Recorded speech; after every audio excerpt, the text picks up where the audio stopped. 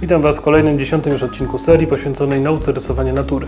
Dziś zrobimy sobie podsumowanie materiału, który do tej pory przerobiliśmy i wiele różnych wątków połączymy w jeden spójny krajobraz. A tych, którzy wytrwają do końca, czeka mała niespodzianka. Na początku dość swobodną kreską zaznaczam sobie obrys najdalszych planów niewielkiego kamienistego wzgórza z grupą drzew. Rosnące przy sobie 3 drzewa stworzą dominantę na pracy, którą dobrze umieścić w okolicach złotego podziału kartki, to znaczy w okolicach 1/3 lub 2/5 długości kadru. Korony drzew oraz krzewy rosnące w drugim planie zaznaczam schematycznie rozdrganą kreską. W najdalszych planach kilkoma falującymi liniami zaznaczam zarys wzgórz i skalistych szczytów. W obszarze najbliższego planu wprowadzam drobniejsze podziały skał i kamieni oraz wyrastających pomiędzy nich trawek i krzaków.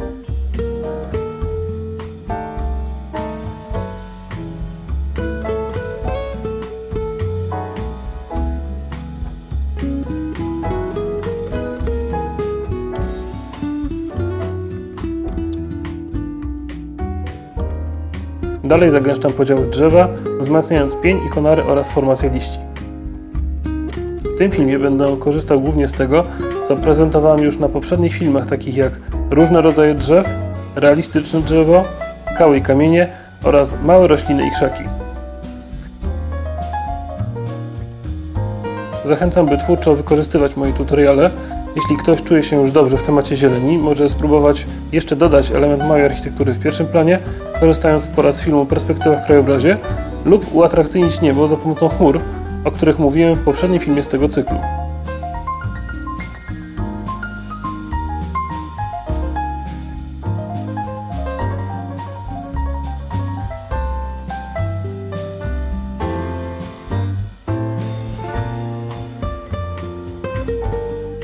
Po zaznaczeniu pierwszo- i drugoplanowych detali poświęcam jeszcze chwilę na najdalsze plany.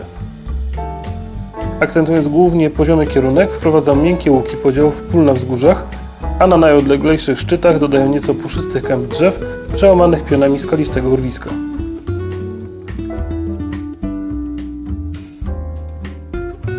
Cieniowanie rozpoczynam od najciemniejszego miejsca w sercu kompozycji, by już na wstępie stworzyć obszar, wokół którego koncentrować się będzie uwaga. Tak jak wspominałem w 4 początkowych filmach tego kursu, podczas rysowania drzew bardzo ważna jest wieloplanowość, czyli wydobywanie jasnych gałęzi na tle ciemniejszych liści, pozostawianie prześwitów pomiędzy liśćmi i gałęziami lub wydobywanie ciemniejszych spodów formacji liści.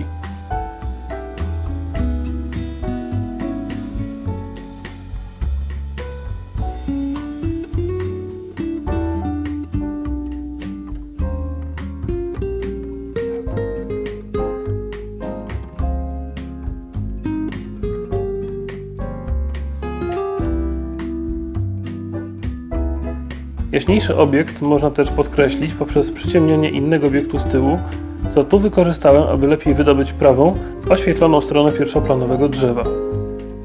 Aby skały nie zlały się w jedną szarą masę, pozostawiam na ich górnych płaszczyznach bardzo cienkie jasne linie, a wszelkie zagłębienia zdecydowanie przyciemniam.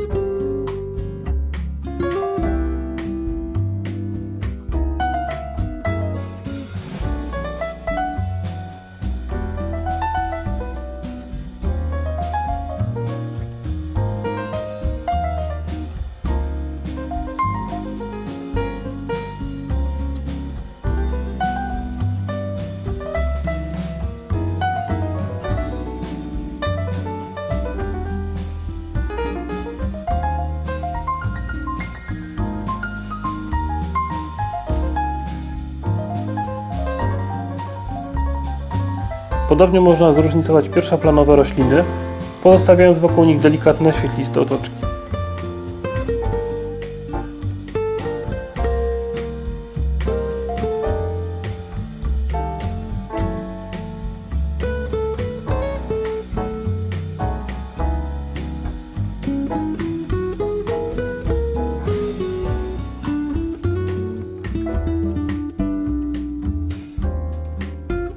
Aby nadać pracy wrażenie głębi, w obiektach dalszych stosuję mniejszy kontrast oraz nie używam już pełnej czerni.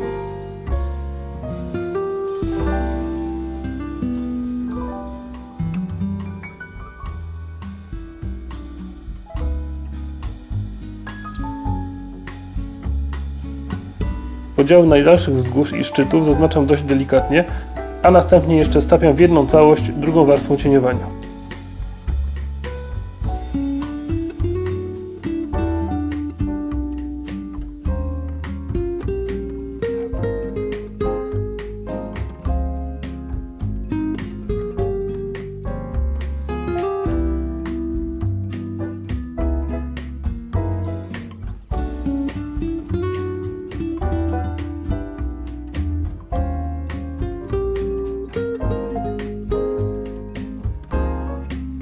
Jeżeli mimo to najdalsze plany wydają się zbyt mocne, mogę ją nieco osłabić gumką chlebową.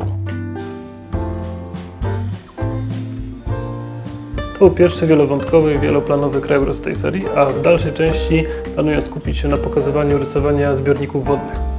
No i zapowiadana niespodzianka. Tych wszystkich, którzy chcą rozwijać swój warsztat rysunkowy w oparciu o ten kurs, zapraszam na nasz profil na Pinterestie.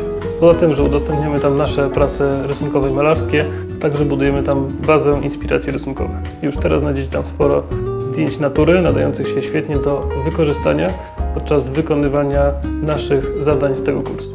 A jeżeli podoba Ci się to, co tu robimy, daj łapkę w górę, napisz w komentarzu, co sądzisz o tym filmie albo w ogóle o tym całym kursie i co ewentualnie chciałbyś jeszcze tutaj zobaczyć. Wszystkich, którzy jeszcze tego nie zrobili, zachęcam do subskrybowania tego kanału i do zobaczenia wkrótce.